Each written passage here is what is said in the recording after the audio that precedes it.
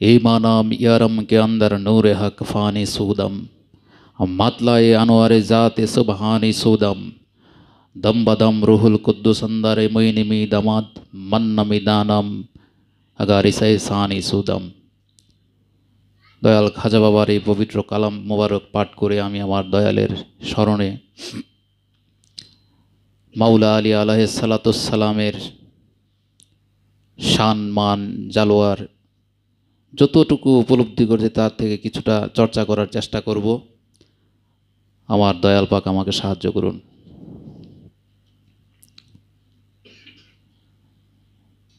কুল্লা আসআলুকুম আজরান ইল্লা মুআদ্দাদা ফিল কুরবাত। পবিত্র কোরআনের সূরা হুদের এখানে 23 নম্বর আয়াতের মধ্যে এই কথাটা খুবই গুরুত্বপূর্ণ। কুল্লা আসআলুকুম আজরান ইল্লা মুআদ্দাদা ফিল কুরবাত, এটাকে বলা হয় আয়াতে মুআদ্দাদা, অর্থাৎ ভালোবাসার নিদর্শন। ভালোবাসার নিদর্শন এখানে বলা হয়েছে। আল্লাহর হাবিবকে উদ্দেশ্য করে আল্লাহ পাক শিখিয়ে দিচ্ছেন, হে আমার হাবিব, আপনি আপনার উম্মতগণকে সুস্পষ্ট করে জানিয়ে দিন, আমি আমার এই নবুয়ত, এই রিসালাতের দক্ষিণা হিসাবে, হাদিয়া হিসাবে, বিনিময় হিসেবে তোমাদের কাছে আর কিছুই চাই না, আমার কুরবাতের প্রতি প্রাণাধিক ভালোবাসা ব্যতীত। এই পবিত্র আয়াত দ্বারা নবীর কুরবাতের প্রতি প্রাণাধিক ভালোবাসা ওয়াজিবে পরিণত হয়েছে। নবীর কুরবাতের প্রতি প্রাণাধিক ভালোবাসা কোরআন দ্বারা ওয়াজিব হওয়ার পর সাহাবায়ে কেরামগণ নড়েচড়ে বসলেন, বললেন, ইয়া রাসূলুল্লাহ, আপনার কুরবাত কারা? আমরা যারা উর্দু ফার্সি ভাষা কিছুটা জানি, আমরা জানি করিব, এটা কিন্তু আরবি ভাষা। করিব মানে নিকটবর্তী, এই করিব থেকে কুরবাত অতি নিকটবর্তী। ইয়া রাসূলুল্লাহ, আপনার অতি নিকটবর্তী কুরবাত কারা, যাদের প্রতি প্রাণের চাইতে বেশি ভালোবাসা রাখা ওয়াজিব? আমার নবী পাক বললেন, আলী মিন্নি ওয়া আনা মিনাল আলিউন, ফাতিমা মিন্নি ওয়া আনা মিনাল ফাতিমা, হাসান মিন্নি ওয়া আনা মিনাল হাসান, হুসাইন মিন্নি ওয়া আনা মিনাল হুসাইন। তিনি বললেন, আলী আমা হইতে আমি আলী হইতে, ফাতেমা আমা হইতে আমি ফাতেমা হইতে, হাসান আমা হইতে আমি হাসান হইতে, হুসাইন আমার হইতে এবং আমি হুসাইন হইতে। অর্থাৎ দেখতেছেন, এই যে আমরা বলি পাক পাঞ্জাতন, প্রকৃতি পক্ষে এই পাঁচ মূলত একইরই পঞ্চরূপ, একইরই পঞ্চরূপ। স্বয়ং মোহাম্মদ মুস্তফা কিছুক্ষণ আগে বাঁধন ভাই নবী মোহাম্মদ মুস্তফা সাল্লাল্লাহু সাল্লামের যে হাকিকত সম্পর্কে যে কোরআন ভিত্তিক ধারণা দেওয়ার চেষ্টা করেছেন, যারা সূক্ষ্ম জ্ঞানী তারা অবশ্যই উপলব্ধি করতে পারছেন যে নবী মোহাম্মদ মুস্তফা কি। আমরা যে সামর্থ্যের জন্য মহান রাব্বুল আলামিনের দাসত্ব করি, তাকে রব মানি, সমস্ত কিছুর অধিকর্তা মানি, সেই সৃষ্টিকর্তার সেই খোদাই সামর্থ্যই নবী মোহাম্মদ মুস্তফা। আর সেই নবী মোহাম্মদ মুস্তফা এই পঞ্চরূপে জগতের মধ্যে সেই হেদায়েতের পথকে পরিচালনা করার জন্য দায়িত্বরত। এই পঞ্চরূপকে একসাথে আমরা বলি কি? পাক পাঞ্জাতন। এই পাক পাঞ্জাতন থেকে যারা হেদায়েত প্রাপ্ত হয়ে ধারাবাহিকভাবে জগৎকে আলোকিত করে যাচ্ছেন, তারাই আলেম মোহাম্মদ। এই আলেম মোহাম্মদকে ঘিরে যারা সেবায় রত, যারা সমর্পিত, তাদেরকে ঘিরে তাদের সেবা, তাদের ইত্তেবার উপর দায়েম, তাদেরকে বলে আহলে বায়াত। অনেকে আলেম মোহাম্মদ এবং আহলে বায়াতের ফারাকটা বুঝে না। এই আলেম মোহাম্মদের করুণার ছায়াতলে যারা আশ্রিত, তারাই আহলে বায়াত। যেমন সালমান ফার্সি,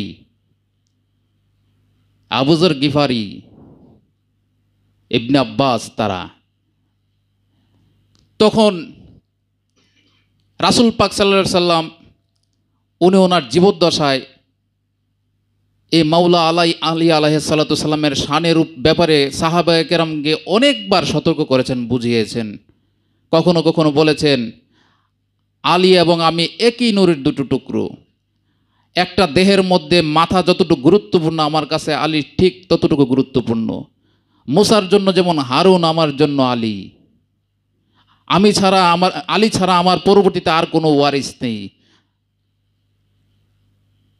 আপনারা বাবার কিতাব মোবারকে এই মাওলা আলীর শানের উপর অনেক হাদিস দেখতে পাবেন। তো এখানে আমি আজকে একটা বিষয় হাইলাইটস করতে যাচ্ছি। খুব গভীর মনোযোগ দিতে হবে, বিশেষ করে বাবা জাহাঙ্গীরের ভক্ত মুরিদ বাংলাদেশের যে যেখানে বসে আমার এই আলোচনাটি শুনছেন, তারা অন্ততপক্ষে এই বিষয়টার দিকে একটু মনোযোগ দিবেন, যেহেতু বাবা জাহাঙ্গীর আমাদেরকে নবী এবং রাসূলের বিষয়ে খুব সুস্পষ্টভাবে বুঝিয়ে গেছেন এবং আমরা অকপটে জিনিসটা স্বীকার করি, রাসূল কি এবং নবী কি, কাজেই তাদের বুঝতে আর কষ্ট হবে না। এর আগে একটা কথা বলি, আল কিতাব যিনি প্রাপ্ত হয়েছেন নবী মুহাম্মদ মুস্তফা, যে রূপে সেই কিতাব থেকে তিনি উম্মাকে হেদায়েতের পথ দেখিয়েছেন, সেই রূপটা হচ্ছে রাসূল। আর এই রাসূলের কর্ম চিরন্তনভাবে কি দায়েম আছে, কারণ খাতামার রাসূল কোরআনের কোথাও নেই, খাতামান নাবী আছে। তো সূরা মাইদার 67 নম্বর আয়াত, সূরা মাইদার 67 নম্বর আয়াতের মধ্যে এই বাবার কোরআন তাফসিরের মধ্যে পাবেন শেষের দিকে। তো বাবা এটা নিয়ে সে তাফসিরটা বেশি প্রলম্বিত করেন না, শুধু অনুবাদটা করছেন, কিন্তু একটু খেয়াল করতে হবে বিষয়টা।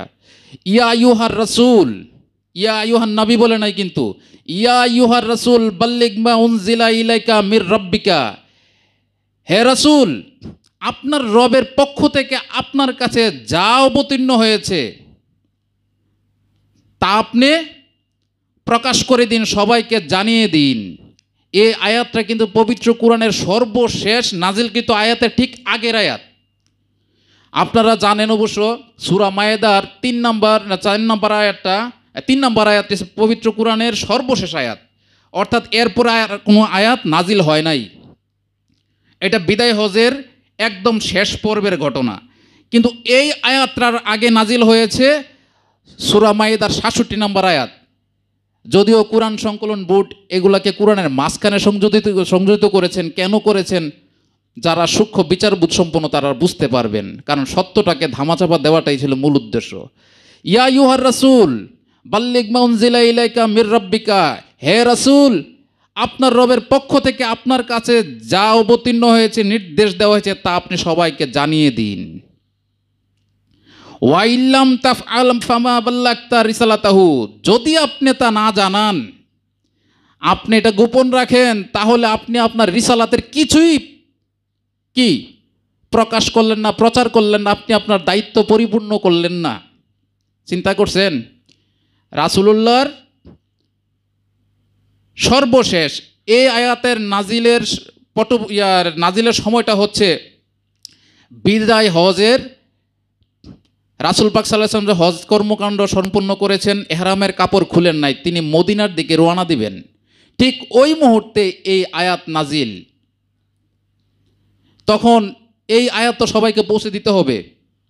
আল্লাহ রাসূল কি করলেন, এই মক্কা থেকে মাত্র 4 কিলোমিটার মদিনা অভিমুখে জৌহা নামক এক জায়গার মধ্যে গেলেন।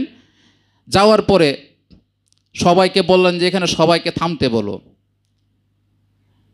তো সমতল থেকে একটু নিচু একটা জায়গা, ওইখানে সবাই সমবেত হইল। আল্লাহ রাসূল একটা উঁচু জায়গার মধ্যে দাঁড়াইলেন। সবাই বুঝতে পারলো যে একটা বিশেষ কোনো ফরমান আছে, সবাই বুঝতে পারলেন। তো আল্লাহর নবীর একটা মুজিজা ছিল, আমরা কথা বললাম মাইক লাগে না, আল্লাহর নবী যে স্বাভাবিক স্বরে কথা বলতেন, যত দূর থেকে হোক যারা মনোযোগী তারা শুনতে পাইতো। এটা রাসূলের একটা মুজিজা ছিল। 1.25 লক্ষ সাহাবী অডিয়েন্স এখানে, আল্লাহর নবী মাইক ছাড়া কথা বলতেছেন, সবাই শুনতেছে। এটা মুজিজা না? এই মুজিজাগুলো তো সবাই মানতে চায় না। তখন তিনি কি করলেন, ওখানে দাঁড়াইলেন। দাঁড়ায় সেরা আল্লাহর নবীকে কি ফরমান দিলেন এটা তো কেউ জানে না, শুধু উনিই জানেন। ফরমান কখন দিছেন, ঘটনার যদি আমরা বিচার করতে যাই, বিদায় হজের বহু আগে। কেমন আগে? আমরা হাদিসে কিরতাসের দিকে যদি তাকাই, সেটা কিন্তু বহুত আগের ঘটনা। আল্লাহর নবী কয়েকবার আনুষ্ঠানিকভাবে সূরা ফাতা যখন নাজিল হয় আপনার ষষ্ঠ হিজরিতে, হুদাইবিয়ার সন্ধির প্রত্যেকটা যখন শর্ত কাফেরদের অনুকূলে ছিল, মুসলমানরা আশাহত হয়ে গেল, তারা বলতেছে কাফেরদের বিজয় হয়ে গেল, তখন সূরা ফাতা নাজিল হইল। ফাতা নাজিল হওয়ার পর সাহাবীদের মনের মধ্যে সাহস সঞ্চার হইল, কিন্তু অন্যদিকে মনের মধ্যে একটা কি ভয় ঢুকে গেল, ইসলামের বিজয় সুনিশ্চিত, তার মানে আল্লাহ রাসূল আমাদের মাঝখান থেকে অতি অল্প সময়ের মধ্যেই প্রস্থান করবেন, এই চিন্তাটা সবার মাথার মধ্যে ঢুকে গেল। তারা হতাশ হয়ে করলো, কান্নাকাটি করলো, রাসূলুল্লাহকে বারবার জিজ্ঞাসা, ইয়া রাসূলুল্লাহ, আপনি, আমাদের আশঙ্কা হচ্ছে আপনার হয়তো যাওয়ার সময় হয়ে গেছে, আপনার অবর্তমানে আমরা কি করব, আমরা কাকে মানব, কিভাবে চলব? অর্থাৎ অভিভাবকহীন জীবনযাপনের কথা ভাবে তারা আতঙ্কিত হতে শুরু করলো। তো এটা একটা স্বাভাবিক যে যদি একটা বিশ্ববিদ্যালয়ের অনেকজন প্রফেসর থাকেন, শিক্ষক থাকেন না, এই সব প্রফেসরদের প্রধান একজন থাকেন, তিনি সব প্রফেসরদেরকে দেখে রাখেন, স্টুডেন্টদেরকে দেখে রাখেন সব কিছু, ভাইস চ্যান্সেলর। এখন ওনার পদ যদি শূন্য হয়, খালি হয়, এখানে তো আরেকজন আসবেন, ভারপ্রাপ্ত দিয়ে কয়দিন চলবে? ভারপ্রাপ্ত দিয়ে বেশি দিন চলে না, ওইখানে দেয়। আর আল্লাহর দপ্তরের মধ্যে কোনো শূন্য থাকে না। এটা আমাদের রাষ্ট্রীয় যে পদ পদবি ওইগুলোর মধ্যে থাকতে পারে, কিন্তু আল্লাহর যে প্রশাসনিক যে কাঠামো ওইটার মধ্যে কোনো শূন্যতা থাকে না, ফিল আপ হয়ে যায় অটোমেটিক। এই তখন থেকে হাদিসে কিতাবের দিকে যদি খেয়াল করি তাহলে নির্দেশটা অনেক আগেই ছিল। নবী পাক সাল্লাল্লাহু আলাইহি সাল্লাম কয়েকবার সবাইকে বললেন, কিন্তু তারা এটা গুরুত্বের সাথে নিল না। এই জন্য উনি কী করলেন, উনি সময়ের জন্য অপেক্ষা করলেন। হজের মৌসুম যখন আসলো তখন সবাইকে বলে দিল যে আগামী হজের সময় সবাইকে সমবেত হইতে বলো। ১৬ লক্ষ সাহাবী বিভিন্ন দেশ থেকে আসলেন, তারা সমবেত হইল। আল্লাহ রাসূলকে নিয়ে যখন মক্কায় আসলেন, মক্কা বিজয় হইল, কাফেররা ভয়ে মনে করেন যে রাষ্ট্রীয় ক্ষমতা দিয়ে দিল, এগুলো আমরা সবাই জানি। কিন্তু আমার মূল বিষয় এখানে না, এখানে বলতেছে যে হে রাসূল, আপনার কাছে, এখানে নবী বলে নাই, কিন্তু যদি নবীর কথা বলতো বিষয়টাকে আমি ১৪০০ বছর আগে কি স্থির করে দিতাম। কথা বুঝছেন? যদি ইয়া আইয়ুহান নাবী বলতো তাহলে ১৪০০ বছর আগের একটা ঘটনা হিসেবে আমরা ধরে নিতাম এবং এই আয়াতটাকে রহিত হয়ে গেছে বলে আমরা ধরে নিতাম। কিন্তু ইয়া আইয়ুহার রাসূল বলার কারণে যেহেতু রিসালাত কখনোই বন্ধ হয় না, এই আয়াত চলমান। যদি এই আয়াত চলমানই হয়ে থাকে তাহলে প্রত্যেক রাসূলের উপর এই একই ফরমান আল্লাহর তরফ থেকে, যেই ফরমানটা সবাইকে জানাইয়া না দিলে তার রিসালাতের দায়িত্বই পরিপূর্ণ হইল না, কমপ্লিট হইল না।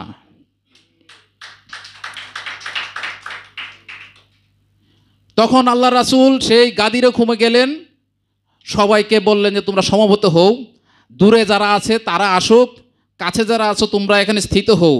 সবাই একত্রিত হওয়ার পর আল্লাহ রাসূল একটা উঁচু স্থানের মধ্যে, একটা বাবলা গাছ, এটার গোড়ার একটা উঁচু ছিল, ওই জায়গাটার মধ্যে দাঁড়ালেন, একটা সামানার মতন করে দিল, প্যান্ডেলের মতন। আল্লাহ রাসূল ওইখানে উঠলেন। ওইটা কি বললেন? আলাস্ত আউলা বিকুম মিন আনফুসিকুম, আমি কি তোমাদের প্রাণের চাইতে প্রিয় নই?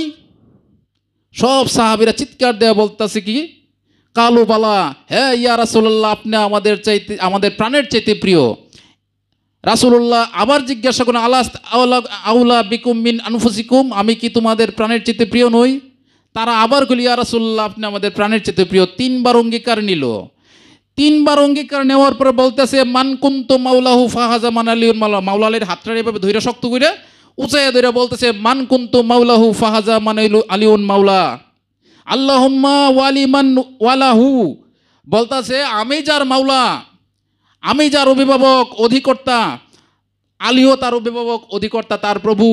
তারপর বলতেছে কি, আল্লাহুম্মা ওয়ালি মান ওয়ালাহু, হে আল্লাহ, যে আলীকে ওলি হিসাবে মানে, অভিভাবক হিসাবে মানে, তুমি তাকে কি গ্রহণ কইরো। তারপর বলতেছে কি, আদামান আদাহু, যে তাকে শত্রুরূপে গ্রহণ করে, আল্লাহ তুমি তাকে শত্রুরূপে গ্রহণ কইরো। আল্লাহর নবী আল্লাহর কাছে বলতেছে যে আলীরে বন্ধুরূপে গ্রহণ করে তুমি তারে বন্ধুরূপে গ্রহণ করো, যে শত্রুরূপে গ্রহণ করে তুমি তাকে শত্রুরূপে গ্রহণ করো। আনসুনমান নাসারা আখলুজুলমান খাসালা, যে তাকে সাহায্য করে তুমি তাকে সাহায্য করো।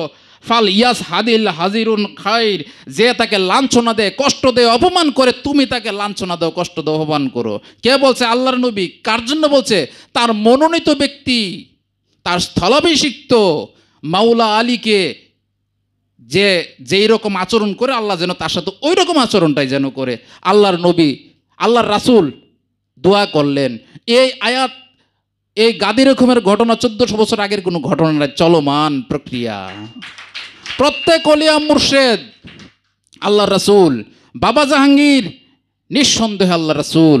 কিছুক্ষণ আগে বাদন ভাই বলে গেছেন যে প্রত্যেক কৌমের উপর কোরআন ভিত্তিক আলোচনা, প্রত্যেক কৌমের নিজস্ব ভাষাভাষীর সংস্কৃতির উপর কমপক্ষে একজন রাসূল প্রেরণ করেন। আল্লাহর রাসূল না পাঠাইয়া আমাদেরকে সতর্ক না করে শাস্তি দিবেন, এটা আল্লাহর অঙ্গীকার, কমিটমেন্ট এটা। তো রাসূল নিঃসন্দেহে বাবা জাহাঙ্গীর আল্লাহ রাসূল, পৃথিবীতে যত ওলিয়া মুর্শেদগণ আছেন সবাই আল্লাহর রাসূল। যদি তারা রাসূল হয়ে থাকেন তাহলে সে আল্লাহর রাসূলের একজন মনোনীত কে একজন প্রতিনিধি থাকবেন, যিনি সকলকে গাইড করবেন তার পরবর্তীতে।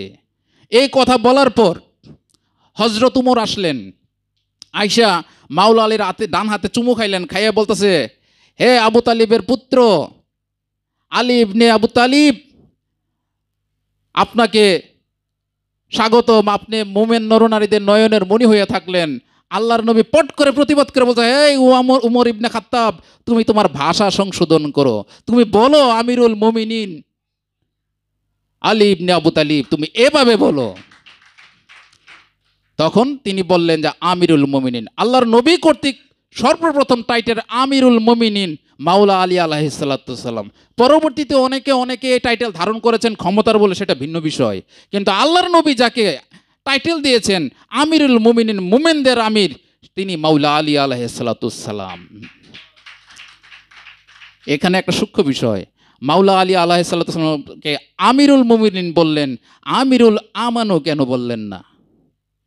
কারণ আমানুরা বাহ্যিকভাবে সমর্পিত, আত্মিকভাবে নয়, আর যে আত্মিকভাবে সমর্পিত সেই মুমিন। এই জন্য মাওলা আলী অর্থাৎ একজন উলিল আমর, যিনি আল্লাহ রাসূল কর্তৃক মনোনীত, এই উলিল আমর একমাত্র মুমিনদেরই আমির, কোনো আমানুর নয়। মুনাফিক তো বহু দূরের কথা। তো যারা রসুল ছিলেন প্রকৃতপক্ষে একমাত্র তারাই শুধু একজন উলিল আমর, একজন মনোনীত ব্যক্তিকে তার উম্মত অনুসারী ভক্ত মুরিদদের জন্য কি রাহাবার হিসেবে রেখে যান, প্রতিনিধি হিসেবে রেখে যান, তাকে যেন পরিপূর্ণ অনুসরণ করতে পারি। কারণ ইসলাম আত্মদর্শনের পথ। অর্ধেক পথ নিয়ে যদি আপনাকে সাইরা দেই তাহলে বাকি পথ চলবেন কেমনে? একটা গাইড লাগবে না?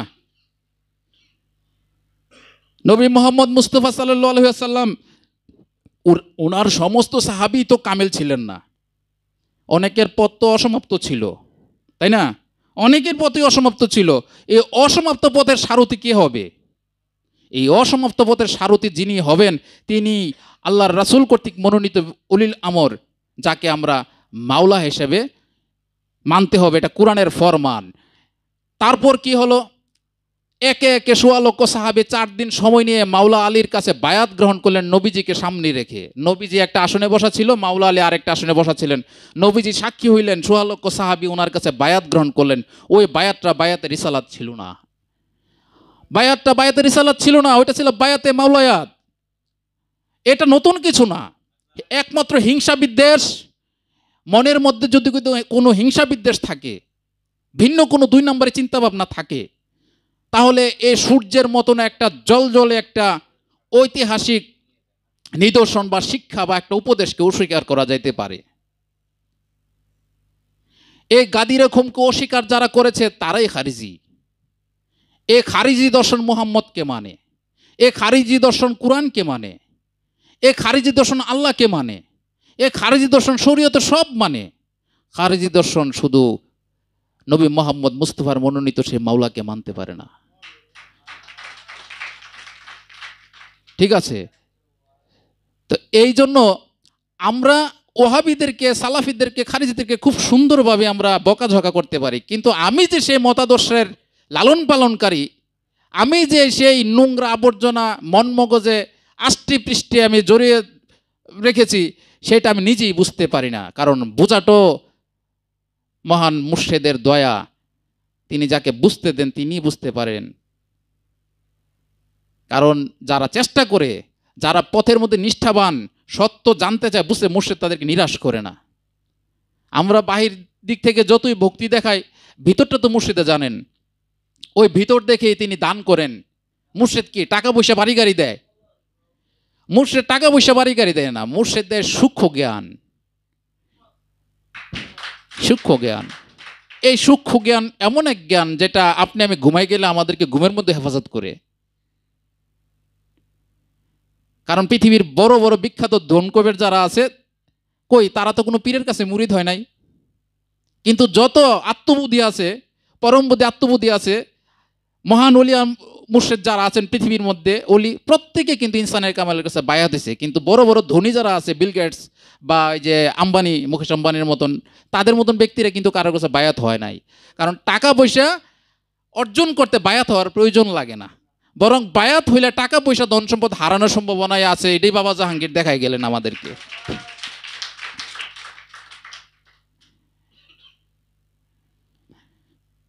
একবার একটা ঘটনা ঘটল, নাজরান থেকে 40 জন খ্রিস্টান আলেম আল্লাহর রাসূলের সাথে ধর্ম বিষয়ে ডিবেট করবে, কথা বলবে। তারা ইচ্ছা প্রকাশ করলো, মুহাম্মদের সাথে আমরা ধর্ম নিয়ে কিছু কথা বলবো। খ্রিস্টানদের আহলে কিতাব, এটা জানি সবাই, তাই না? তারা আল্লাহ মানে কিন্তু মুহাম্মদকে মানে না। তো আল্লাহ রাসূল তাদের মুখোমুখি হইলেন, হওয়ার পরে তাদেরকে যুক্তিসঙ্গতভাবে তাদের প্রত্যেকটা প্রশ্ন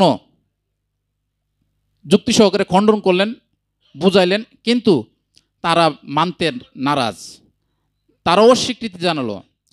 তারা করলো কি, এরপর দিন 2 জন লোক দিয়ে প্রতিনিধি দিয়ে পাঠাইল নবী মোহাম্মদ মুস্তফার কাছে, যে আমরা ওনার সাথে আমরা চূড়ান্ত পর্যায়ে একটা বাহাস করতে চাই, একটা মুবাহিলা করতে চাই।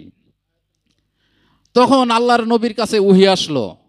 এই ওহীটা খুবই গুরুত্বপূর্ণ, সূরা আলী ইমরানের 61 নম্বর একটা আয়াত। এই আয়াতে মুবাহিলা তাফসির ইবনে কাসির থেকে শুরু করে প্রায় মোটামুটি সব তাফসিরে, কারণ এটা ঐতিহাসিক একটা ঘটনা, বুখারী, মুসলিম, তিরমিজি বহুত হাদিস গ্রন্থ বিষয়টা আসছে। তো ওইখানের মধ্যে বলতাছে, ফামান হাজ্জাকা ফিহি মিন বাদি মা যাকাল মিনাল ইলমি, নবীরে আল্লাহ রাসূলরে আল্লাহ শিখাই দিতেছে, আপনার কাছে, আপনার নিকটে সুস্পষ্ট জ্ঞান আসার পর, ইলম আসার পরও তারা যদি আপনার সাথে তর্ক করে, ডিবেট করে, ফাকুল, সুতরাং তাদেরকে বলে দেন, তাআলাউ নাদু আবনানা ওয়া আবনাকুম, তাদেরকে বলেন, তাইলে তোমরা একটা কাজ করো, আমি আমার পোলাপানগুলারে নিয়ে আসি আর তোমরা তোমাদের পোলাপানগুলারে নিয়ে আসো। আপনা আনা, আমার ছেলেরা, আমার সন্তানরা, আবনাকুম, তোমাদের ছেলেরা, তোমাদের সন্তানরা। তারপরে বলছে ওয়া নিসা আনা, এবং আমার মেয়েরা, আমার নারীরা, ওয়া নিসা কুম, এবং তোমাদের নারীরা, ওয়া আনফুসানা ও আনফুসাকুম, এবং আমরা নিজেদেরকে এবং তোমরা নিজেদেরকে নিয়ে আসো মুবাহিলার মাঠের মধ্যে। সুম্মা নাফতাহিল, তারপর আল্লাহর কাছে আজিজি করি, আবেদন করি, প্রার্থনা করি। কি প্রার্থনা করি?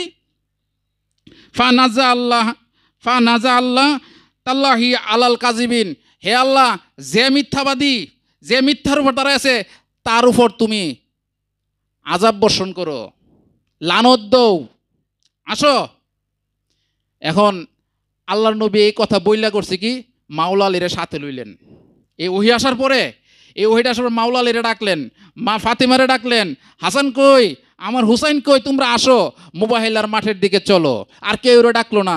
ঘরের মধ্যে অনেক বিবি আছেন, অনেক পালক কন্যার স্বামীরাও আছে, ঘরের মধ্যে অনেক আহলে বাইতের লোক আছে, কেউ ডাকলেন না।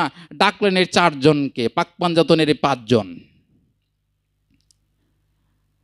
আমার সন্তান হাসান হোসেন তো নাতি,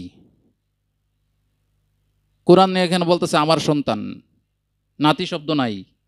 আমার পুত্র আবনা না, আমার পুত্ররা, আমার পুত্রগণ। যারা আরবি জানে তারা জিনিসটা ভালো বুঝবো। আমার পুত্রদেরকে নেই, তোমরা তোমাদের পুত্রদেরকে আনো। নিসা না, আমার নারীদেরকে নেই। তা নারী বলতে এখানে কোনো বউরে নিছে না, নিজের মেয়ে ফাতিমারে নিছে। আরও তো 2 মেয়ের ছিল, তাদেরকে তো নিল না। আনফুসানা, এবং নিজেদেরকে, ঘরের মধ্যে তো আরেক অনেক ছিল, নবীজি শুধু নিজেকে নিলেন আর মাওলা আলীকে নিলেন, আর তো কেউ নিলেন না, কোনো শ্বশুর বা জিয়ার জামাই কাউকে তো নিলেন না, নেন নাই তো। এ আনফুসানা, আমরা নিজেদেরকে মধ্যে 2 জনই, আল্লাহর নবী এবং মাওলা আলী। এইরকম অনেক নিদর্শন আছে। আল্লাহ রাসূলের মধ্যে যদি মনে মনে যারা, এই যে কিছুক্ষণ আগে বাদন ভাই ওয়াজে বললেন সূরা নেসার যে 150 নম্বর আয়াতে, আল্লাহ রাসূলের মধ্যে যদি কেউ পার্থক্য বা দূরত্ব বা ফারাক সৃষ্টি করার চেষ্টা করে মনে মনে, তারা 100 ভাগ কাফের। এখন আল্লাহর নবী বলতেছে আলী মিন্নি ওয়া আলিউন ওয়া আনা মিনাল আলী, যে আলী আমার থেকে, আমি আলীর থেকে, তাইলে জিনিসটা ফারাক করার সুযোগ আছে এখানে। এখন এই কথার রহস্য কি? আলী তো উনার আপন ভাইও না, আপন পুত্রও না, চাচাতো ভাই। এগুলোর ভিতরে অনেক পেঁচ আছে।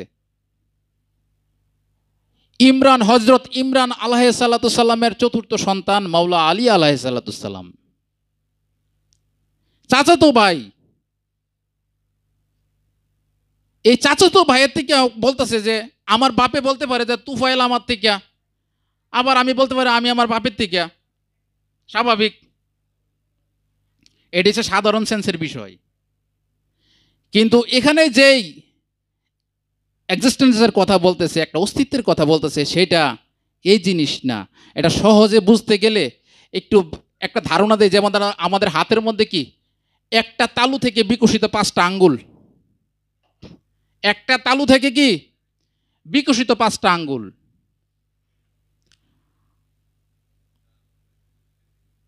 একটা জিনিসের 5টা দিক, 5টা সুরত, একই জিনিসের।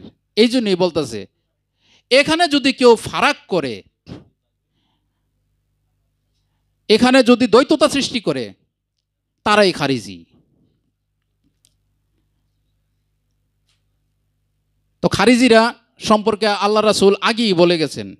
আর এই খারিজি দর্শন যুগে যুগে যুগে যুগে একইভাবে চলবে। এই জন্য বাবা জাহাঙ্গীরের ভক্ত মুরিদরা সবচেয়ে বেশি সতর্ক হওয়া জরুরি। কারণ এই দরবারের মধ্যে, যদিও এটা মহব্বত প্রেম চর্চার বারগা বাবার বারবার বলেছেন, কিন্তু আমরা যুক্তিটা চর্চা করি সবচাইতে বেশি। আমরা প্রেমের অনেক নীতিবাক্য আমরা আওড়াই, আমরা প্রেমের অনেক নীতিবাক্য আওড়াই, যখন স্বার্থে আঘাত লাগে তখন নীতির গদা ঘুরাইতে বিন্দু পরিমাণ সময় নষ্ট করি না। বুঝতে পারছেন? আরেকটা মজার বিষয়, যারা খুব শারীরিক পরিশ্রম করে খাইটা খান না, যারা নাকি খুব পরিশ্রম করে খাইটা খায়, তারা প্রেমের বাণী প্রসব করতে পারে না। যারা খুব পরিশ্রমী, রাত দিন পরিশ্রম করে সেটা জীবিকা নির্বাহ করেন, তারা প্রেমের বাণী, একটা ইঁদুরে বছরে কয়টা বাচ্চা দেয় অনেকে হয়তো জানেন।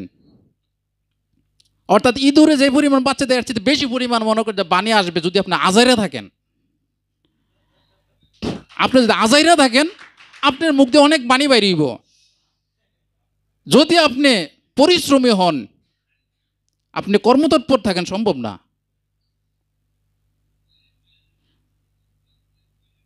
বাবা জাহাঙ্গীরের বই পড়বেন,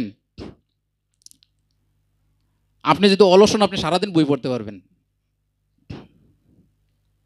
অলস হলে সারাদিন বই পড়তে পারবেন। আর যদি পরিশ্রমী হন, আপনি আধা ঘন্টা সময় ব্যয় করতে কষ্ট হয়ে যাবে, খুব কষ্ট হয়ে যাবে। আর এই কষ্ট করে করাটাই সাধনা। কষ্ট করে এই যে করাটাই, আধা ঘন্টা করছেন, এটি যথেষ্ট। 10 মিনিট করলেও যথেষ্ট, করছেন তো। বাবা জাহাঙ্গীরের কিতাব কর্ম শেখায়, বাবা জাহাঙ্গীরের কিতাব কর্ম শেখায়। বাবা জাহাঙ্গীরের কিতাব অলস জিন্দিগি শেখায় না, হাত পাইতা খাওয়ান শেখায় না। আমি বাবার জবান নিয়ে একদিন একটা কথা শুনে সে আমার ভিতরে খুব দাগ কাটছিল।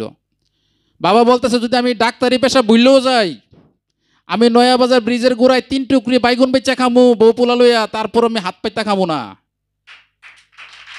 আমার ভিতরে খুব ধাক্কা লাগছে, আজও আমার স্মরণ আছে। আমরা সেই মুর্শিদের শিষ্য, অথচ আচরণে সম্পূর্ণ উল্টা। বাবা জাহাঙ্গীর কি কইল? যারা আমার অনেক পুরাতন গুরু ভাই তারা জানেন, বাবার সঙ্গ যারা করছেন, যে বাবা কি রকম কর্মক্ষেত্রে পরিশ্রমী ছিলেন। শুনছি বাবার এই কাহিনী, আমি তো বুড়া গালে পাইছি। 2010 সালের মুরিদ আমি। বাবা তখন লাঠি ভর করে হাঁটে। বাবার জোয়ানকাল দেখছেন যে ভাইরা, তারার কাছেই গল্প শুনি বাবা অনেক পরিশ্রমী ছিলেন। আওলাদদের কাছে শুনি বাবা পরিশ্রমী ছিলেন। আর আমি ফুসকায় এখনই মনে করে পিসাব সব রেডিমেড। এটি বাবা জাহাঙ্গীরের আদর্শ না। এটা আমার কাছে যতটুকু মনে হয়। তো আমরা এই যে ঈদে গাদির পালন করি, একটা অনুষ্ঠান, বাবা বলছে অনুষ্ঠানকে রাখা হয় বিমূর্ত বিষয়টাকে সামনে তুলে ধরার জন্য। আর এই মূল উদ্দেশ্যটা যদি আমরা মনোযোগ না দেই, ফেলে দেই, অস্বীকার করি, তাহলে অনুষ্ঠানটা কি, আচারটাকে অনাচারে পরিণত হয়ে কি জঞ্জাল হয়ে আমাদের গলায় ঝুলতে থাকে। এই ধরনের অনুষ্ঠানের আধিক্য মূল দর্শনের কি করে মৃত্যু ঘটায়, বহু রকম শৈলীতে বাবা বুঝাই গেছেন। তো আমরা কিন্তু মহরম করি, আমরা ঈদে গাদির করি, আমরা ঈদে অনুষ্ঠান করি, কিন্তু এই অনুষ্ঠানের যে তাৎপর্য, শিক্ষা, যে জিনিসটা স্বয়ং আল্লাহর আদেশ, স্বয়ং আল্লাহর নবী করছেন, সমস্ত সাহাবীরা করছে, কত বড় গুরুত্বপূর্ণ একটা জিনিস। নবীর জীবন হজ যেরকম একবার করছেন, কুরবানি জীবন একবার করছেন, গাদির রকম জীবন একবারই করছেন। তোমরা হজটারে গুরুত্ব দিলা, গাদির, ঈদে গাদির, মাওলার অভিষেক, এটা যে হজেরই একটা অংশ, এটারে ওই হজের 6টা শর্তের থেকে কাইটা ফালাই দিছে, 7টা শর্তের থেকে 6টা উসুল। অথচ সর্বশেষ পর্বটাই ছিল গাদির রকমের পর্ব, যেই পর্ব শেষ হওয়ার পর হজের কার্যক্রম সম্পূর্ণ হয়েছিল। আজকাল যে হাজিরা হজ করতে যায়, এই 1400 বছরের ভিতরে এই গাদি রকমের খুতবা পাঠ করা হয় না, গাদি রকমের খুতবা পাঠ করা হয় না। আরও অবাক করার বিষয়, এত বড় একটা শক্তিশালী একটা দলিল এভিডেন্স একটা থাকার পরেও একমাত্র সুফিরা ছাড়া আর সিয়ারা ছাড়া আমাদের সুন্নি ভাইয়েরা জানার পরেও ভুলেও কখনো কোনো সময় ঈদে গাদিন নিয়ে তারা চর্চা করে না। বরং যারা ঈদে গাদিন নিয়ে চর্চা করে তাদেরকে তারা সিয়া বলে অপবাদ দিয়ে সর্বসাধারণের চোখে কি একটা বিভ্রান্তির জাল সৃষ্টি করে দেয়, যেন সাধারণ মানুষ বিষয়টা নিয়ে গুরুত্ব না দেয়। আজকাল দেখেন এই যে গাদির ঘুম গেল, এবার শুধু মনে একটা শিথিল নাকি আমি ফেসবুক চালানো দিকে বুঝতে পারছি না, আল্লাহ জানে। প্রত্যেক বছর ঈদে গাদিরের সময় সুন্নি জামাতের তারা ওই যে উসমান গনির হত্যা দিবস পালন করে, বুঝতে পারছেন? এই যে গোলাপি সুন্নি যারা আছে বাংলাদেশের মধ্যে, এরা উসমান গনির শাহাদাত দিবস পালন করে এই 18 জিলহজ। উনি মরছে কিন্তু 2 জিলহজ না 3 জিলহজে জানি, ঠিক আছে? অর্থাৎ ওই যে আমাদের বঙ্গবন্ধুর জন্মদিনের দিন বেগম খালেদা জিয়া মনে করে জন্মদিন পালন করে, ওনার জন্মদিন 4-5টা বানাই নিয়েছে, এইগুলো আবার মামলা সামলা হয়েছে। ঠিক এইরকম একটা ঘটনা। 18 জিলহজ ঈদে গাদির, বড় ঈদের একটা বড় আনন্দের একটা দিন এটা আমাদের জন্য। আর ওই দিন করে কি উসমান গনির শাহাদাত দিবস পালন করে এই ল্যাস কাটা সুন্নিরা বাংলাদেশের। আরেকটা হচ্ছে 10ই মুহররমের দিন করে কি মুয়াবিয়ার নামে উরুস পালন করা হয়। তো তারা কি করে 10ই মুহররমের দিন কি করে মুয়াবিয়ার নামে উরুস পালন করে, অথচ এটার সাথে এটার কোনো সম্পর্কই নাই। এর কারণটা কি? আমাদের আহলে সুন্নাত ওয়াল জামাত যেটাকে বলা হয়, যেটা গোলাপি সুন্নি বা গোলাপি ওয়াহাবি যাই বলেন, এরা এই গাদিরে ঘুমকে কোনোভাবেই তারা মানতে পারে না। তারা অলিভক্ত যেই নতুন প্রজন্ম, সরল সহজ মানুষ, এই অলিভক্ত নতুন প্রজন্ম সরল সহজ মানুষ যারা আছে, তাদেরকে গাদিরে ঘুম থেকে সম্পূর্ণভাবে তারা কি করে কি আড়াল করে রাখে, দূরে সরিয়ে রাখে। কীভাবে? এটা সিয়াদের অনুষ্ঠান। তারা কখনো মাওলা আলী আলাইহিসসালামকে মাওলা বলে না, তারা বলে হজরত আলী। মাওলা আলী যদি বলে তাইলে ওই যে গাদিরের ঘটনা আইসা পড়ে। জনাব বানায় আলাইছে মাওলা আলী। এই লোকরা সুন্নি, জনাব আলী এরা 3 নাম্বার ইসলামের খলিফা, আর 4 নাম্বার কি করছে দেখছেন। অথচ তারা যখন ওয়াজের মঞ্চে তারা দাঁড়ায় বসে মাইক্রোফোন হাতে পায়, তখন তাদের চাইতে আশেকে রাসূল আর কেউ আছে কিনা জগতের মধ্যে? তাদের যে চাল ডাল কথাবার্তা, এর চাইতে বড় আশেকে রাসূল আর কিছুই হয় নাই। অথচ তারা বুঝতেই পারে না, মুহাম্মদ ছাড়া যদি আল্লাহ না মিলে, আলী ছাড়া মুহাম্মদ মিলার কোনো রাস্তা নাই। তারা বুঝতেই পারে না, মাওলা ছাড়া রাসূল মিলবে না, রাসূল ছাড়া আল্লাহ মিলবে না। তো মাওলা ছাড়া যদি রাসূল না মিলে আর রাসূল ছাড়া যদি আল্লাহ না মিলে, তাহলে সবচেয়ে গুরুত্বপূর্ণ শুরুয়াত বা শিরি কোনটা?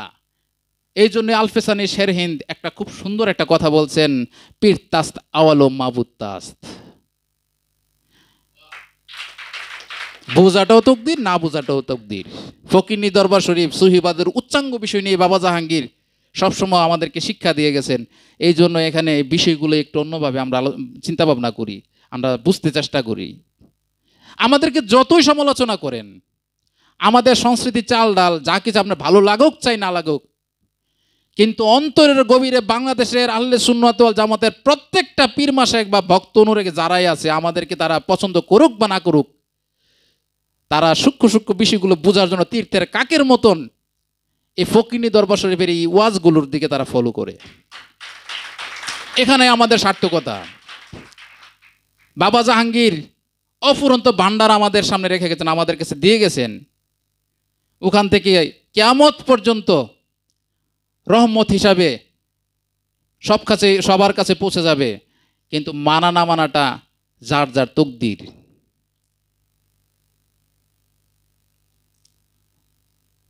এখানে কোনো আনুষ্ঠানিকতার বিষয় শিক্ষা দেওয়া হয় না। ইসলাম আত্মদর্শনের পথ। নবী মুহাম্মদ মুস্তাফা তিনি আমাদেরকে হেরা গুহায় দেখিয়ে গেছেন। তিনি তার শিষ্যদেরকে, যাদেরকে আমরা আসহাবে সুফা বলি, এই আসহাবে সুফা তাদেরকে ইসলামের ইতিহাসে এক প্রকার মুছিয়ে ফেলাইছে এই উমাইয়া আব্বাসীয়রা। কেন? আসহাবে সুফাদেরকে যদি আমরা ইতিহাসের মধ্যে বাঁচাইয়া রাখি, তাইলে উমাইয়া আব্বাসীয় যে খেলাফত, মুয়াবিয়া যেই ইসলামের নামে যে ধর্মদর্শনটা আমাদেরকে দিয়ে গেছে, যেটা সমাজে ইসলাম হিসেবে প্রচলিত, হ্যাঁ, সমাজে ইসলাম হিসেবে যে রূপরেখাটা সমাজে প্রচলিত, এটা নবী মুহাম্মদ মুস্তাফার সেই ইসলামী ধর্ম রূপরেখা নয়, এটা মুয়াবিয়া দর্শন। এটা যেদিন বুঝতে পারবেন, ওই দিকে বুঝবেন যে আপনি হেদায়েতের প্রথম সিঁড়ির সন্ধান পেয়েছেন।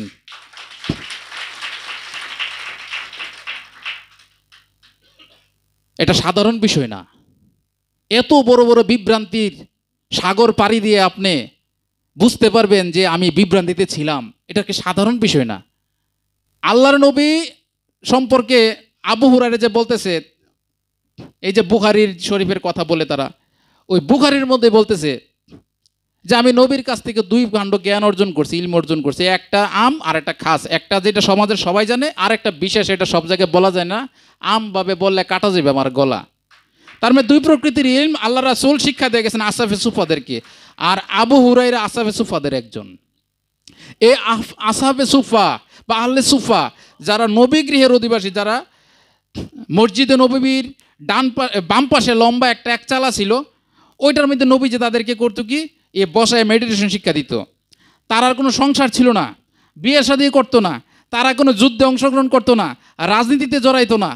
এরা করতো কি, ওই মসজিদে নববীর আঙ্গিনার মধ্যেই থাকতো, নবীর বাড়ির আঙ্গিনাতেই থাকতো, নবীর বাড়ির কাজ কারবার করতো, রাত্রেবেলা মেডিটেশন করতো, নবীর সান্নিধ্যে সবসময় থাকতো। এই যে মুর্শিদ চিল্লা দেয় না দয়ালের বাড়িতে, এরকমভাবে তারা থাকতো। এই আসহাবে সুফা বা আহলে সুফা, এই আহলে সুফার থেকে আমাদের সুফি ধারাটা কি ক্রমান্বয়ে চলে আসছে। গুরুর বাড়ির গোলামি ওইখান থেকে শুরু, এটা সুন্নাতে আহলে সুফা। বুঝতে পারছেন? এটার স্বীকৃতি উমাইয়া আব্বাসী আর ইসলাম দিবে না। আপনারা মোল্লাদের কাছ থেকে এটার স্বীকৃতি চাইলে আপনারা ভুল করবেন। বলদের কাছে দুধ কামনা করার মতন একটা বিভ্রান্তিকর ব্যাপার। বুঝতে পারছেন? যারা এটা করেই না, এটা মানেই নাই, আধ্যাত্মবাদকে মানেই না, মুয়াবিয়া দর্শন ভোগের দর্শন। এখানে 4টা বিয়ে করো, মরার পরে 70টা খাওন, আর সেক্স, খাওন আর সেক্স, আর কিচ্ছু না। হ্যাঁ, এই জগৎ শুধু ভোগ, মরার পরেও ভোগ। এই ভোগবাদ বা ভোগ দর্শন, এসে মোয়াবিয়া দর্শন, এটা কখনো ইসলামের দর্শন নয়। ইসলামের দর্শন হচ্ছে ত্যাগ, ইন্নাল্লাহা মা'আস সাবিরিন। ইসলামের দর্শন প্রেম, যেটা মাওলা হুসাইন দেখিয়ে গেছেন, যেটা হাসান দেখে গেছেন, যেটা মাওলা আলী দেখা গেছেন, নবী মোহাম্মদ মুস্তাফা দেখা গেছেন, আলে মোহাম্মদের তারা সবসময় দেখা গেছেন। এটি হচ্ছে ইসলাম। খাজা মঈনুদ্দিন চিশতি আলাইহিস সালাম তৎকালীন প্রায় 5 কোটি ভারতবাসীর মধ্যে 72 লক্ষ মানুষকে উনি ওনার অনুসারীতে পরিণত করেছেন। উনি যদি আইসা বলতেন যে আমি মোহাম্মদ, ওরা ভারতের তারা ওনারই মোহাম্মদ মানত। উনি যদি কইতে আমি হুসাইন, ভারতের মানুষ ওনারকে হুসাইন মানত। উনি মাইকবাজি, গলাবাজি, চাপাবাজি করে ইসলাম প্রচার করেন নাই। উনি কোরআনের তাফসির করেছিলেন নিজের অস্তিত্বের উপর।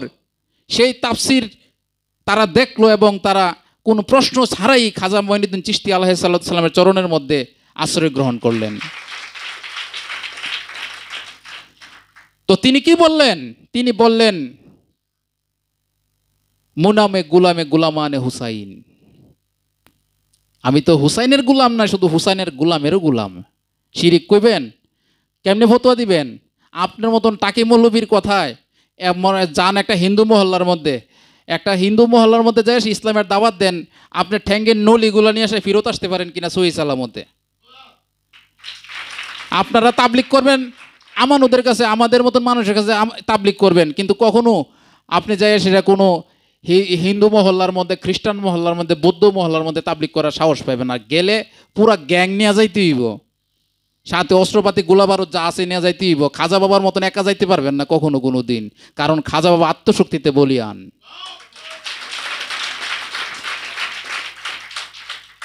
তো আমি একদিন এক তাবলিগের একজন আমিরকে প্রশ্ন করলাম, আমার এক প্রকার জোর করে ধরে নিয়েছে মসজিদের মধ্যে। তো এক প্রকার জোর করে ধরে নিয়ে গেছে সোয়াবের আশায়। তো আমি আজকে যাই, আজকে দেখি কি অবস্থা। এখন মানুষ আমি একজন, এখন তারা একটু খেলা দেখতে গেছে যে পাগলটা ধরে নিচ্ছে মসজিদে, আজকে কি হয় একটু দেখি। এখন মহল্লার পোলাবেনও কিছু গিয়া পিছনে গিয়ে ঢুকছে যে কি কয় একটু দেখি।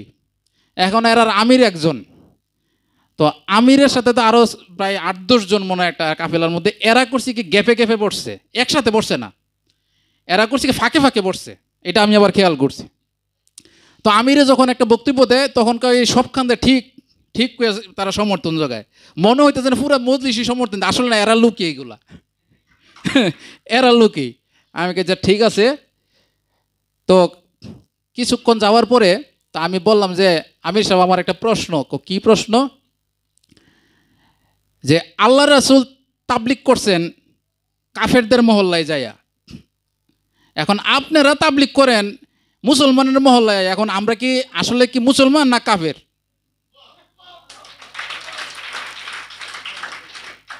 তখন কইতেছে না, আসলে বিষয়টা এমন না। এই মনে করেন যে আপনাদের, আমরা মুসলমানদের মধ্যে আমলের মধ্যে অনেক ধরনের বিভ্রান্তি ঢুকে গেছে, অনেক মাসলা মাসাইলের সমস্যা আছে। তাহলে এই মুসলমানদের মাঝখানে আমলের এই যে ভুল ত্রুটিগুলো, এগুলো যদি আমরা সংশোধন করে দিই, এটা সোয়াব বেশি। আমি কই তাইলে এটা তার তালকিন কইবেন, তাবলিগ কোন কিনলে গা। তাবলিগ তো করতে হয় যারা নাকি কলেমার দাওয়াত পাইছে না, ওই মহল্লায় যায়। আমরা তো কলেমার উপর দায়েম আছি, আমাদেরকে যে আপনার যে আমলের যে দাস দেন, আমরা তাল কিনা না কইবেন আপনি। এরকম করে মনে একটা দিচ্ছে, মাথা তো মনে ভুবু করে ঘুরতেছে। কিছুক্ষণ পর আর একটা ভুলে গেছে কি যেন একটা প্রশ্ন করলাম, করার পরে আসর থেকে মাগরিব চিল্লাইলেই কতক্ষণ, কিন্তু এটার কোনো আগামাতা সুরাহা করতে পারলো না। কই থেকে করবো এরা? কারণ তারা তো ওই লাইনটাই পায় নাই। সত্যকে পাওয়ার জন্য ঘুরছি, অনেকের কাছেই গেছি, অনেক জায়গায় ঘুরছি, কারণ একটা ধর্মের প্রতি দুর্বলতা ছিল ছাত্র বয়স থেকেই। ওই সুবাদে অনেক জায়গার মধ্যেই গেলাম, বোঝার চেষ্টা করলাম। শেষ পর্যন্ত যে জিনিসটা ভিত নাড়াই দিল সেটা হচ্ছে এই সর্বপ্রথম এই মারেফতের বাণী। খরমপুর থেকে না, খরমপুর না, এটা হচ্ছে মেহেদি মাসুদ ভাইয়ের দরবারের মধ্যে গেছিল আমার বাপে। মেহেদি মাসুদ ভাইয়ের এক মুরিদের সাথে আব্বা চাকরি করতো গাজীপুর। তখন ওই মিয়া লয়ে গেছে যে আয়েন আপনার এক জায়গায় যাই। এখন মেহেদি মাসুদ ভাইয়ের দরবারে যে বাবার একটা বই ওই মেয়ে গিফট করছে, আমার বাপ এটা বাড়িতে নিয়ে গেছে, আব্বার পড়ছে না। তো ওইটা পইরা সেটা আমার মায় পড়ছে, পইরা সেটা আমারে দিল। তো যেই মুহূর্তে আমার দিছে ওই মুহূর্তে আমি এক প্রকার নাস্তিক। তা আমি প্রায় বছরখানেক নাস্তিকের মতনই ছিলাম। এটা একটা কারণ অনেক কিছু ঘাটছি, গাইটা তালগুল মিলায় না, ধর্ম একটা ফালতু জিনিস। যখন বাবার এই বইটা পড়লাম তখন কেমন জানি একটা ধাক্কা খাইলাম। তো পরবর্তীতে আবার খরমপুর থেকে একটা বই আমার মায় নিল, রতন ভাই তখন বই বেচতে গেছিল। দুইটা বই পড়ে আর স্থির থাকতে পারলাম না, কেমন জানি। তখন চিন্তা করলাম এই ধর্মের যে হিসাবটা, এতদিন কি জানছি আর এখন এইগুলোর মধ্যে কি দেখতেছি, কি শুনতেছি, জগৎ উলট পালট হয়ে গেল। তো আসলে এই জিনিসটা অনেকে আবার এই বই পড়া বুঝে না। আমার এক বন্ধু, সে কলেজের বিভাগীয় প্রধান, সে পইরা বলতেছে দুস্তরে আমি তো বুঝি না। তখন আমার ভিতর আরেকটা ধাক্কা খাইলো, একটা না 15 বার বই পড়লে নাকি কামেল, আমার নাহিদ বাবা বলতেন। এখন এ বলতেছে এত বড় একজন প্রফেসর, বিভাগীয় প্রধান, এ বলতেছে আমি কিছুই বুঝি না। রহস্যটা কি? আমার বাপে এই আব্বার কোরআনের তাফসীর দ্বিতীয় খণ্ড লালটা যখন বাড়িছিল বাবার, ওইটারে 5-6 বার পড়ছে, পড়ে আসে আমার বলতেছে পুত্রে আমি তো বুঝি না। এরকম অনেক রিপোর্ট আছে আমার কাছে। এখন এই যে তারা কইলে বুঝি না, কিন্তু আমি দেখছি তারা পড়ছে। এখন এই বুঝটা, এটা কি জোরের বিষয়? নসিবও থাকতে হয় না? তাহলে কে দয়া করে? এটা দয়ার বিষয়, এটা পূর্বজন্মের কর্মের ফল। এটা মন করা জোরাজুরির বিষয় না যে আমি পল্লী হয়ে যাব। হ্যাঁ, পড়তে হবে, পড়ব, কিন্তু বিষয়টা এমন না। বাবা জাহাঙ্গীর পবিত্র কোরআনের 15 পারা তাফসির করছেন। রাসূল মুহাম্মদ মুস্তাফার যে কোরআন, ওইখান থেকে তাফসির করছেন, তার অনুসারীদের জন্য যতটুকু প্রয়োজন তাফসির করে দিয়ে গেছেন। উনি আমাদেরকে একটা দিক, একটা ফরম্যাট দিয়ে গেছেন, যে একটা ডাইমেনশন দিয়ে গেছেন আমরা কিভাবে একটা জিনিসকে আমরা বুঝতে চেষ্টা করব। বাবা কোরআন কিভাবে আমরা স্টাডি করবো এটা শিখাই দিয়ে গেছেন। বাবা কিন্তু কোরআন তাফসির করে দিয়ে যান নাই, কোরআনকে কিভাবে স্টাডি করবো এটা শিখাই দিয়ে গেছেন। উনি কোরআন তাফসির করতে আসেন নাই, উনি নিজের মধ্যে নিজে কোরআন তাফসির করছেন, যার জন্য লক্ষ লক্ষ মানুষ আজকে হেদায়েতের রাস্তা খুঁজে পাইতেছে শুধু তার সেই তাফসিরের কারণে। অনেক মানুষ, আমার অনেক গুরু ভাইয়েরা আছেন, এই বাবার এই কোরআন বই, কোরআন পড়তে পারেন না, আছেন না ভাই? অনেকে আছে পড়তে পারে না। তো তারপরে তারা বড় বড় কামেল হয়ে গেছে, অলি হয়ে গেছে, তাদের দেহ পচে নাই। নজির আছে না ভাই? তারা বাবার এই মোটা কোরআন কি তখন ছিল? বাবার মোটা কোরআন ছিল? আমার অনেক ভাইয়েরা গেছে, তাদেরকে দেহ তো পচে নাই, তারা তো তখন মোটা কোরআন পায় নাই। তারা কোন কোরআন পড়ছিল? হ্যাঁ, তারা সেই আল কেতাব বাবা জাহাঙ্গীরের সাথে মাখামাখি করছে। এই মাখামাখি, পরশ পাথরের সাথে মাখামাখি করলে পাথরও সোনা হয়ে যায়। এই মাখামাখি, এই জন্য আল্লামা ইকবাল বলছেন, স্কুল কলেজ মক্তব মাদ্রাসা পরে কেউ কামেল হয় না, কামেল তৈরি হয় কামেলের সোহবতে। আমাদের খুব সৌভাগ্য, এই বাংলার বুকে একমাত্র ফকিনি দরবার শরীফ। এটা অহংকার করে বলতেছি না, এটা আল্লাহর অনুগ্রহ উপলব্ধি করে গর্বের সাথে বলতেছি, খুশি হইয়া বলতেছি যে আল্লাহর রাসূল বাবা জাহাঙ্গীর আলাইহিস সালাম আমাদেরকে মেহেরবানি কইরা আমাদেরকে একজন রাহমনামা দিয়ে গেছেন, মাওলা দিয়ে গেছেন, যিনি আমাদেরকে পরবর্তী পথটুকু প্রদর্শন করবেন। একমাত্র যারা বদনসিব তারাই রহমত থেকে কি বঞ্চিত, তারাই রহমত থেকে বঞ্চিত। আমি যখন প্রথম সাধনা করি তখন আমি এক প্রকার তন্দ্রাচ্ছন্নের মতন। প্রথম ঘটনাগুলো মনে এমনই হয়, আমি জানি না। নতুন যারা সাধনা যায় তাদের কিন্তু আবেগটা একটু বেশি থাকে, একটু কাতর থাকে, কারণ তারা এই জগৎ সম্পর্কে এতটা অবগত না, শুনছেই খালি। তা আমি দেখতেছি বাবা জাহাঙ্গীর হুইল চেয়ার দিয়ে আমার ঘরের সামনে, আমি দৌড়ে গেলাম, সেজদায় লুটাইয়ে পড়লাম, একদম সুস্পষ্ট। বাবা বলতেছেন, তুই আমার কাছে কি চাস? আমি বললাম যে আমি অনন্তকাল তোমার চরণতলে আশ্রয় চাই, আমি যাতে বিপদগামী না হই। তখন উনি পা উঠায় আমার মাথার উপরে চাপদা ধরলেন, সাদা জুতা মোবারক পরা, পা দিয়ে মাথাটা চাপদা ধরলেন মাটির মধ্যে, দিয়ে বললো যে যে যা, তোকে আমি দয়া করলাম। ওইটা হইতে পারে কোনো একটা, কিন্তু আমার বিশ্বাস ওই চিরন্তন অনুগ্রহ অনন্তকাল আমার সাথে থাকবে এবং এখনো আছে। আর নাই তো আমিও সে বাগীদের একজন হইতে পারতাম। কারণ এক জায়গার মধ্যে সব জায়গায় যুক্তি চলে, একটা জায়গায় যুক্তি চলে না। সব জায়গায় যুক্তি চলে, এক জায়গায় যুক্তি চলে না। রাসূলের হুকুম, খিজিরের হুকুম, সূরা কাহাফের মতন এত এত ওয়াজ বাবা কোন সূরা নিয়ে ওয়াজ করে নাই। এই সূরা কাহাফ নিয়ে যে পরিমাণ ওয়াজ করছে, আমি 2010 সাল থেকে দরবার আসার পর থেকে আমি বাবার কাছে সূরা কাহাফ নিয়ে এত ওয়াজ করছেন, এত ওয়াজ করছেন। কেন ওয়াজ করছেন? কারণ বিচারটা হইবে এই জায়গার মধ্যে। আমি শেষে যেটা বুঝলাম, বিচারটা হইব এই জায়গার মধ্যে, এই জন্য সূরা কাহাফ নিয়ে বেশি ওয়াজ করছেন। বিনা বাক্যে গুরুকে মানা অসম্ভব ব্যাপার, কারণ যুক্তির জিহ্বাগুলা মারাত্মক। আমরা মুর্শিদকে মানবো বিনা বাক্যে।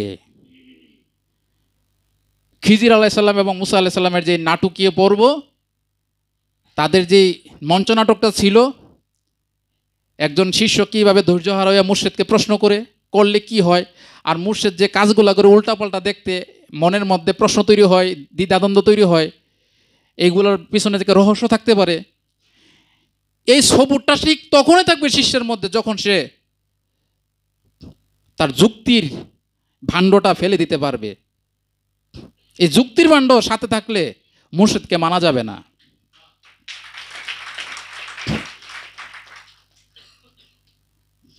অনেক জায়গায় কথা বলি, যুক্তি তো আর কম জানি না, কিন্তু মুর্শিদের দরজার মধ্যে যুক্তিটা কখনোই খাটাবার চেষ্টা করি না, কারণ এই যুক্তিটা খাটাইলেই শেষ।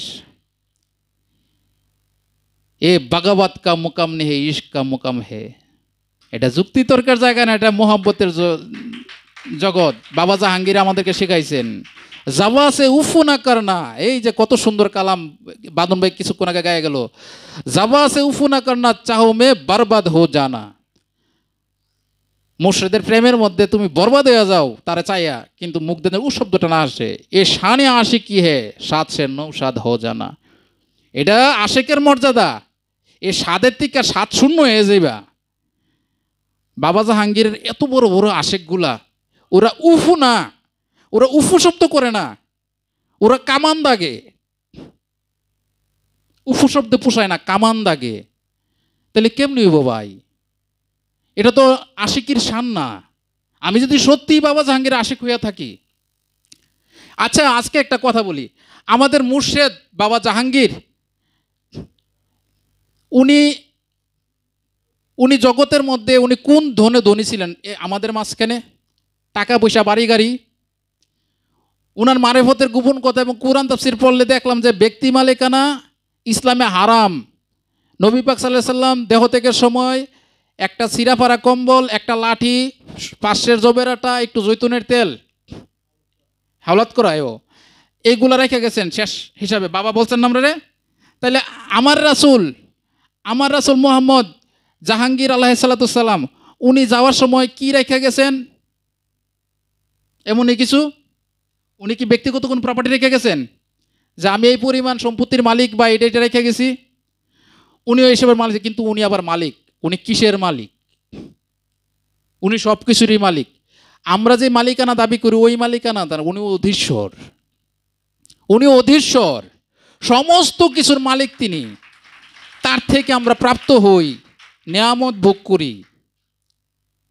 তবে উনি একটা বিশেষ জিনিসের মালিক আছেন, সেটা কি জানেন? যে ভক্তরা কর্জে হাসানা দিছেন, বাবা জাহাঙ্গীরের ভক্তদের যারা বাবা জাহাঙ্গীরের চরণে কর্জে হাসানা দিছে, বাবা জাহাঙ্গীর কিন্তু এটার মালিক না? আমরা মুরিদ হওয়ার সময় কি কইছি? আমি মনে প্রাণে বাবা জাহাঙ্গীরের কাছে মুরিদ হইলাম, অর্থাৎ কর্জে হাসানা দিবেন, মনে প্রাণে সব কিছু উজাড় করে দিয়ে দিবেন, নিজের জন্য রাখা যাবে না, তাই না? তাইলে আমি যদি সত্যি মনে প্রাণে বাবা জাহাঙ্গীরের গোলামি মাইনা নেই, তাইলে আমার মালিককে বাবা জাহাঙ্গীর। প্রত্যেকটা হাস্তি অর্থাৎ প্রত্যেকটা গোলামের মালিককে বাবা জাহাঙ্গীর। আপাতত তো এটি আমরা দেখি প্রত্যেকটা গোলামের মালিক বাবা জাহাঙ্গীর, নাকি? যদি আমি তার পীর মাইনা থাকি, আমি যদি ওনারে মালিক মাইনা থাকি, তাহলে আমার মালিক তিনি, নাকি? আচ্ছা, উনি কি করলেন যাওয়ার আগে? আমি আমার যোগ্যতম পুত্র বেদ মহর্ষিকে আমার একমাত্র যোগ্য উত্তরাধিকারী করে গেলাম। বাবা জাহাঙ্গীরের অধিকার ছিল কি? সব ভক্ত অনুরাগী তার অধীনস্থ, তাকে মনিব মাইনা তার অধীনস্থ গোলাম আশেক হইয়া আছে, এই প্রত্যেকটা ভক্ত আশেকের মালিক তিনি। এখন ওই মালিকানা কার কাছে হ্যান্ড ওভার করলেন? মাওলা বাবা বেদ মহর্ষির কাছে। বাবা সুস্পষ্টভাবে, এটা আমার মন করা কথা না। এখন প্রশ্ন, আমি গোলাম কি ওই প্রভুত্ব মাইনা নিছি? ওই প্রভুত্ব তো মাইনা নিতে পারি না। কি করলাম? আমি আমার জিনিস আবার ফিরাই নিলাম, কমিটমেন্ট উড়াই নিলাম। তাইলে কি হইল? ওয়াদা ভঙ্গ হইল, বায়াত ভঙ্গ হইল। এবার আপনি বায়াত ভঙ্গ কইরা, ওয়াদা ভঙ্গ কইরা যাই করেন না কেন, সবই করতে পারবেন, এটার কোনো বৈধতা নাই। ফকিন্নি দরবার শরীফের মনোনীত উলিল আমরের আনুগত্যের বাইরে কোনো প্রকার জামাতের কোনো সুযোগ নাই। এমনকি বাবা জাহাঙ্গীরের কোনো সন্তান বেদ মহর্ষির আনুগত্যের বাইরে কোনো কাফেলা বা জামাত করলে এটারও কোনো বৈধতা নাই। খলিফা থাক দূরের কথা, আমি বাবা জাহাঙ্গীরের পরিবারের প্রত্যেকের প্রতি যথেষ্ট পরিমাণ ইজ্জত ভক্তি রেখে আমি কথাটা বলতেছি। আমি একটা নীতির কথা বলতেছি, আমি কুরআন দর্শনের কথা বলতেছি। যদি হয় তাহলে মুয়াবিয়া রাসূল পাক সাল্লাল্লাহু আলাইহি সাল্লামের সম্বন্ধী, উমর নবী মোহাম্মদ মুস্তাফার শ্বশুর, আবু বকর সিদ্দিক শ্বশুর, উসমান গনি মেয়ের জামাই, ঠিক আছে? এখন ওনাদের কাফেলার বৈধতা কতটুকু? তাদের সিলসিলার মধ্যে কেউ যাইবার চান না কেন? বিষয়টা হচ্ছে এই মাওলায়াতের ধারা। এখানে আল্লাহ রাসূল যেই রাস্তা আমাদের জন্য, যে পথ, যে রশি আমাদের সামনে রেখে গেছেন, ইন্না তারিকু ফিকুম সাকালান কিতাব আল্লাহু ওয়া ইত্রাতিহি, যে আমি তোমাদের মাঝখানে ভারী দুইটা জিনিস রেখে গেলাম, আল্লাহর কিতাব ও আমার ইত্রাত। এই আল্লাহর কিতাব হচ্ছে উলিল আমর, আর ইত্রাত সেই উলিল আমর, সেই কিতাবের সাথে সম্পৃক্ত যারা আছে তাদের প্রতি এই দুইটা জিনিসের দ্বারা আঁকড়ে ধরে তারা হেদায়েতের উপর থাকবে। এটা আল্লাহ রাসূলের কমিটমেন্ট।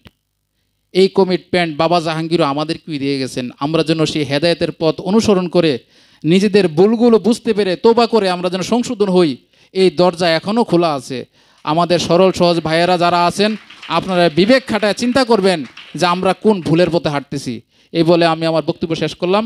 জয় গুরু দয়াল বাবা জাহাঙ্গীর।